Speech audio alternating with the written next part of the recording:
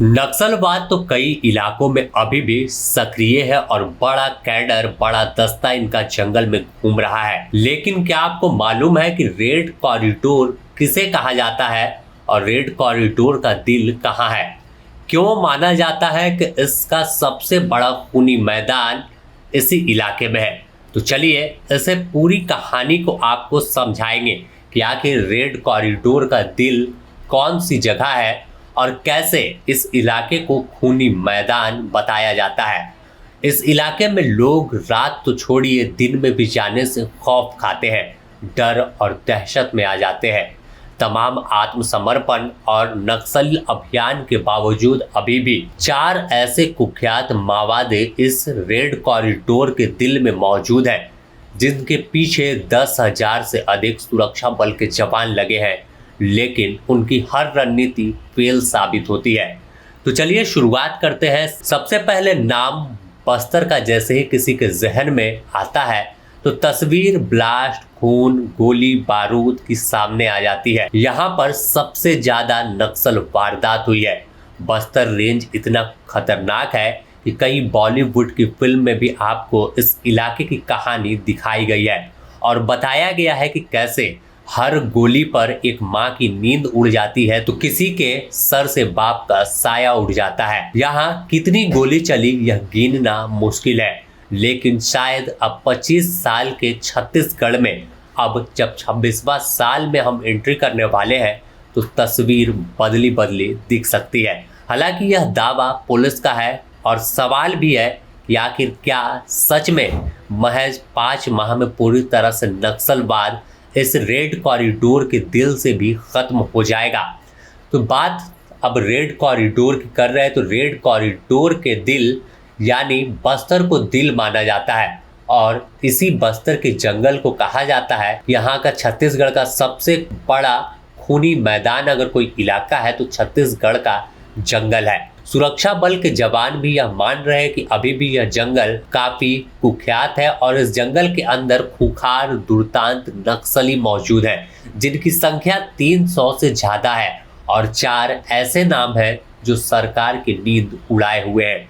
उनमें पहला नाम देवजी, दूसरा पापा राव, तीसरा माड़वी हिड़मा और चौथा गणेश है। इन चारों को हाल ही में एक नई जिम्मेवारी भी मिली। किसी को मिलिट्री विंग का मुखिया बनाया गया तो किसी को सेंट्रल कमेटी का हेड बनाया गया।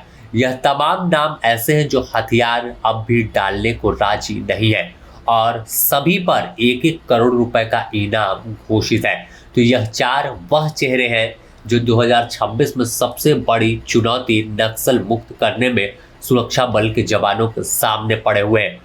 25 से 30 साल हो गया, लेकिन अब तक ना तो इनके सामना पुलिस जवानों से हुआ और ना ही कोई एजेंसी इन्हें खोज पाई। 27 साल के बाद बीते 2 माह पहले माड़वी हिड़मा की नई तस्वीर आई थी, नहीं तो कोई इसे पहचान भी नहीं पा रहा था। अब बात रेड कॉरिडोर की करें तो रेड कॉरिडोर बताया जाता है कि 2 हिस्सों में बटा है। उत्तर सब जोनल ब्यूरो जहां अधिकतर बड़े नक्सलियों ने हथियार डाल दिया, लेकिन दक्षिणी सब जोनल ब्यूरो जहां अभी भी खूनी संघर्ष और लड़ाई का केंद्र बना हुआ है।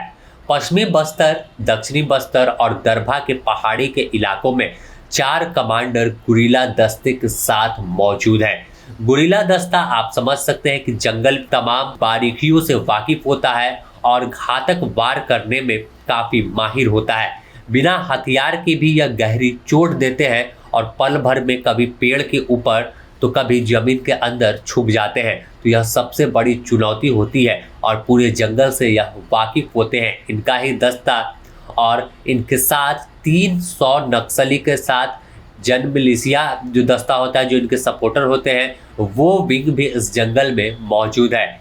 पुलिस का मानना है कि अगर वह भी हथियार डाल दे तो उनका स्वागत है, नहीं तो जब जंगल में सामना होगा तो फिर जवाब आर पार का मिलने वाला है। अब बात 25 साल की जब हो रही है और कैसे हिड़मा, देवजी, पापराव और अन्य नक्सलियों की कर रहे हैं, तो इन तमाम 25 साल में कितने लोगों का बलिदान हुआ, कितने लोग मारे गए और कितनी माँ की गोद सुनी हो गई, वह आंकड़ा आपको चौंका देगा और आपके रोंगटे खड़े कर देगा। सबसे पहले बात करें तो नक्सल हिंसा की अगर सबसे बड़ी कीमत किसी राज्य ने चुकाई है तो वह छत्तीसगढ़ है और उसमें भी बस्तर सबसे टॉप पर आता है।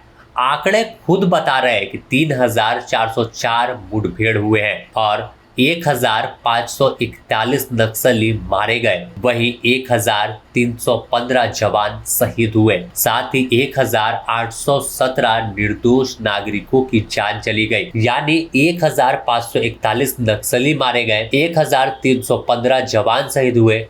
लेकिन दो लड़ाई के बीच अगर सबसे ज्यादा कीमत किसी ने चुकाई तो वह आम आदिवासी था जो जंगल में रहता था, 1,817। और इन तमाम चीजों को लेकर अगर आत्मसमर्पण के आंकड़े को देख ले तो 7,826 25 सालों में आत्मसमर्पण हुआ है, जबकि 13,416 नक्सली गिरफ्तार हुए हैं। हर आंकड़ा यह बताता है कि कैसे किसी की घर की बर्बादी हुई और हर आंकड़ा यह बर्बादी की कहानी और दास्तान को खुद अपने में समेटे हुए है। हर गोली किसी माँ की नींद लूटती है, किसी बच्चे के सर से उसके बाप का साया उठा ले जाता है। लेकिन शायद अब वह दिन दूर नहीं होगा कि जब बस्तर और पूरे इलाके से बारूद की गंध दूर होगी और 31 मार्च 2026 एक नया सवेरा बनकर आएगा। बने रहे द न्यूज पोस्ट के साथ। इस रेड कॉरिडोर के दिल और पूरे बस्तर की कहानी हम आपको अगले एपिसोड में भी जरूर देंगे।